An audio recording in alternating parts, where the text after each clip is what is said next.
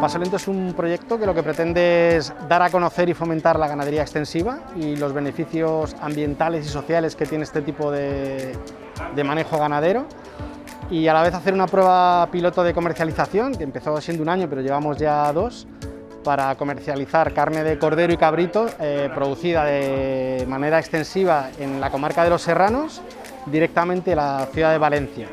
De manera que sean tanto los propios ganaderos y las consumidoras las que pongan las condiciones de comercialización, ¿no? Y no sean los intermediarios que hay por medio.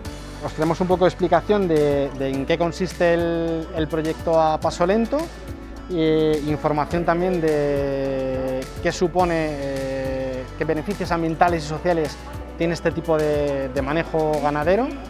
Pues está el mantenimiento de ecosistemas naturales, el fomento de la biodiversidad, la conservación del suelo y la fijación de carbono por parte de los pastos, el control de prevención de incendios que hace el ganado al mantener la vegetación leñosa controlada, mantiene también un mundo rural vivo y fija población rural en espacios donde no es posible una agricultura, porque son terrenos con pendientes, rocosos, que no dan como para una producción agrícola, y sin embargo sí que permite el mantenimiento de un ganado que está aprovechando recursos que no compiten con la alimentación humana, ¿no?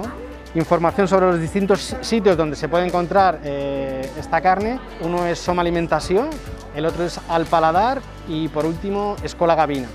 Y también los beneficios que tiene consumir menos carne, pero carne de calidad y bajo unos principios agroecológicos y de sostenibilidad, ¿no? para la alimentación nuestra.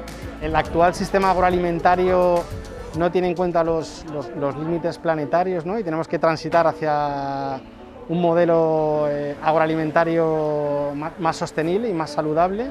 Yo creo que es importante poner en valor aquellas formas de producción de alimentos que son sostenibles con el planeta, ¿no? y con nuestra vida.